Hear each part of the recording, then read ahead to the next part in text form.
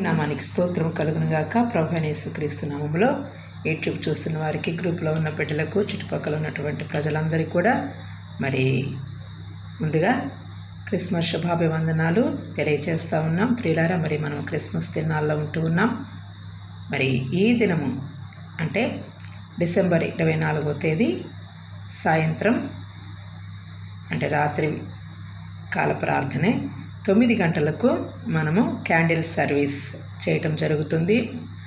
దేవుడు మనకిచ్చినటువంటి అద్భుతమైనటువంటి నూతన క్రిస్మస్ గీతాలతోటి ప్రభుని మనము ఆరాధించబోతూ ఉన్నాం. క్రిస్మస్ అంటే క్రీస్తుని ఆరాధించటం కాబట్టి అందరం కూడా క్రీస్తుని ఆరాధించడానికి ఈరోజు రాత్రి 9 గంటలకు మరి పరిశుద్ధాత్మ దేవుడు మన మధ్యలో ఆయన మన ద్వారా ఆరాధింపబడాలని ఆశపడుతూ ఉన్నాడు. బాలుడైనటువంటి యేసు ప్రభు వారిని మరి మనము క్రీస్తుగా మనం అంగీకరించి మన హృదయాలలో ఆయన్ని ఆరాధిద్దాము. అందరము కలిసి ఆరాధన చేద్దాం. దేవుడు ఆత్మ కనుక ఆయన్ని ఆరాధించువారు ఆత్మతోనూ సత్యముతోనూ ఆరాధింపవలనని యోహాను సువార్త 4వ అధ్యాయం 24వ వచనములో వ్రాయబడుతూ ఉంది. ప్రియులారా, మరి ఎంతోమంది తెలియని ఆరాధన చేస్తూ ఉన్నారు. మరి తెలిసి చేసే ఆరాధన ఉంది. కాబట్టి మనము క్రీస్తుని ఎరిగిన వారంగా మనమందరం కూడా ఆయన్ని మరి ఆత్మతో ఆరాధన చేయటానికి, ఆయన్ని మనము ఘనపరచటానికి, మన జీవితాలు ఆయన వెలిగించాడు కాబట్టి మనము అనేకులకు వెలుగుగా ఉండాలి అన్న ఉద్దేశంతో క్యాండిల్ సర్వీసులో పాల్గొనటానికి, మరి చిన్న బిడ్డల వలె ప్రభువులో సంతోషించటానికి. క్యాండిల్లో ఏమీ లేదు కానీ మరి నిజమైనటువంటి జ్యోతి నీ ఆత్మయే. కాబట్టి ఆత్మదీపాన్ని వెలిగించుకోవటానికి, వాక్యం ద్వారా సరిచేయబడటానికి, బలపరచబడటానికి, మనమందరము పండుగని సంతోషముగా అనుభవించటానికి. అంటే లోకములు ఎన్నో జరుగుతూ ఉన్నాయి, యుద్ధాలు ఒక పక్కన జరుగుతూ ఉన్నాయి, అక్కడ ఉన్నటువంటి ప్రజలందరూ కూడా వేదనలతో బాధపడుతూ ఉన్నారు. కానీ నీ జీవితంలో దేవుడు నీకు ఇచ్చేటువంటి సంతోషాన్ని నువ్వు కోల్పోవటం ఆయనకి ఇష్టం లేదు. కాబట్టి నీ హృదయంలో నువ్వు ఆనందిస్తే ఆయన నీతో కలిసి ఆనందించడానికి ఇష్టపడుతూ ఉన్నాడు. మరి ఒక మాట చదువుకుందాము. ఇర్మియా గ్రంథం 23వ అధ్యాయం 5వ వచనంలో, రాబో దినములలో నేను దావీదునకు నీతి చిగురును పుట్టించేదను. చిన్న ప్రార్థన చేసుకుందాం. పరిశుద్ధాత్మ తండ్రి, మీకు వందనాలు, స్తోత్రాలు చెల్లిస్తూ ఉన్నాం. డాడీ, మీరు దీవించి ఈ సమయాన్ని మీరు మాకు అనుగ్రహించిన నీ ప్రేమను బట్టి వందనాలు. నా ప్రాణప్రియుడా, ఇదిగో తండ్రి నాయన, మరి ఈ సమయంలో నా ప్రభువా నీ వాక్యాన్ని వివరిస్తూ ఉండగా నీ హస్తం తోడుగా ఉంచండి, బలపరచండి, మహిమ పొందుకోండి. యేసు నామములో ప్రార్థిస్తున్నాం తండ్రి, ఆమేన్. రాబోవు దినములలో అని ఈ మాటని ఈ ప్రవక్త ఇర్మియా ఏ టైంలో రాశాడు అంటే, ఇప్పుడు రాసినటువంటి లేఖనం కాదు ఇది. మరి దాదాపుగా క్రీస్తు పూర్వము 627వ సంవత్సరము మరియు 635 ఈ మధ్య కాలాల్లో వ్రాయబడినటువంటి ఈ ప్రవచనము రాబోవు దినములలో అంటే దాదాపుగా 2024 సంవత్సరాల క్రితము క్రీస్తు ఆయన దావీదు వంశములో నీతి చిగురుగా పుడతాడు. అంటే నీతి అనేటువంటిది కొదువైనటువంటి దినాలు. అంటే ఇప్పటికే మనం ఈ కాలంలో మనం ఏమంటున్నామంటే జరిగిపోయిన దినాలే మేలైనవి మరి అని అంటాం. మా అమ్మగారు కూడా జరిగిపోయిన రోజులే మంచివి అని చెప్పి చెప్తూ ఉండేవాళ్ళు.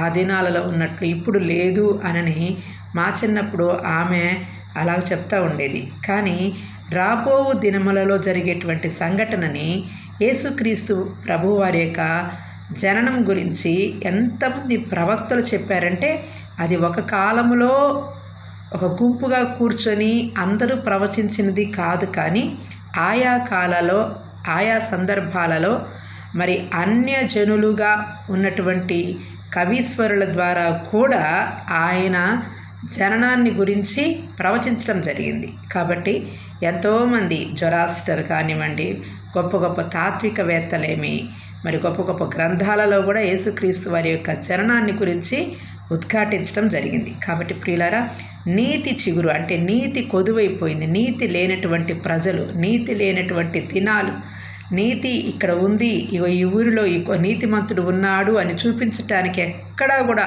ఆనవాళ్ళు లేనటువంటి ఛాయలు కలిగినటువంటి ప్రాంతాలను ఆయన ఉదహరిస్తూ దావీదు అన్ని విషయాలలో భక్తిపరుడుగా ఉన్న ఎన్నో విషయాలలో ఆయన విశ్వాసములు లోపభూయిష్టం కలిగినటువంటి లోపాలతో జీవించినటువంటి వ్యక్తే.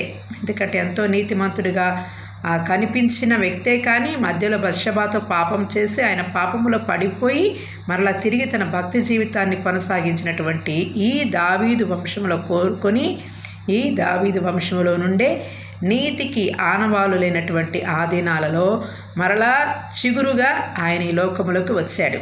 కాబట్టి నీతికి చిగురుగా, అంటే నేను నీతిమంతుణ్ణి అని భూమి మీద తన నీతిని నిరూపించుకొని నిర్ధారింపచేసి మరి నీతి చిగురుగా వర్ధిల్లినటువంటి దైవ కుమారుడు ప్రభు అయినటువంటి యేసుక్రీస్తు వారు. కాబట్టి ఆ నీతి చిగురైనటువంటి యేసుక్రీస్తు ప్రభు వారిని హృదయాల్లో చేర్చుకొని పాపము ఎక్కడ చూసినా కూడా సర్వ శరీరములో మన రక్తములో పాపమే ప్రవహిస్తూ ఉంటుంది. కాబట్టి నీ ఆత్మ కడగబడి ఉండవచ్చేమో, కానీ యేసు రక్తం ద్వారా నీ రక్తములో పాపము యొక్క నియమము అది నీలో పోరాడుతూ ఉంటుంది. కాబట్టి ఆ పాప నియమాన్ని జయించడానికి మరలా నీవు ఆ చిగురైనటువంటి యేసు ప్రభు వారిని, ఆయన నీతిని, ఆయన వాక్యాన్ని, ఆయన నీతి వాక్యాన్ని నీ హృదయంలోకి నీవు స్వీకరించి మరలా నీ నీతిని నీవు తిరిగి లోకానికి చూపించాలి అంటే ఆ నీతి వాక్యము నీలోనికి నీవు అంగీకరించాలి.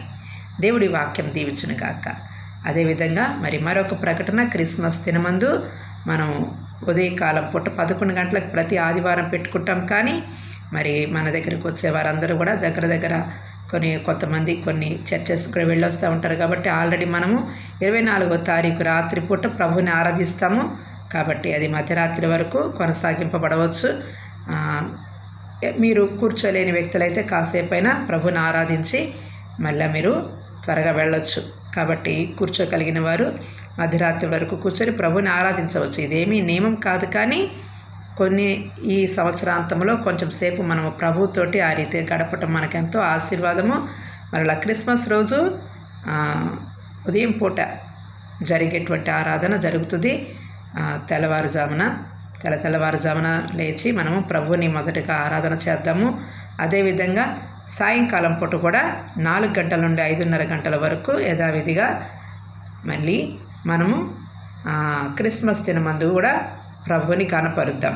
కాబట్టి ఈ విషయాన్ని జ్ఞాపకం చేసుకొని ఎవరైనా కానీ ఆ యొక్క క్రిస్మస్ పండుగ ఆరాధనలో కూడి మరి నాతో కూడా కలిసి, కుటుంబంతో కలిసి ప్రభుని ఆరాధించడానికి కుటుంబాలుగా ఆయన నామాన్ని మహిమపరచడానికి తరలి రావాల్సిందిగా ప్రభు నామములో తెలియజేస్తాను. మరి మన గ్రూప్లో ఉన్న బిడ్డలందరికీ కూడా, దైవ సేవకులైన వారికి అందరికీ, వారి కుటుంబాలకు, సంఘాలకు, మన ప్రేమ సహవాసములు ఉన్న ప్రతి ఒక్కరికి కూడా మరి ఆయన ప్రియ సేవకురాలిగా మరి మొదటిగా మీకు అందరికీ కూడా క్రిస్మస్ శుభాభివందనాలు తెలియజేస్తూ ఉన్నాం.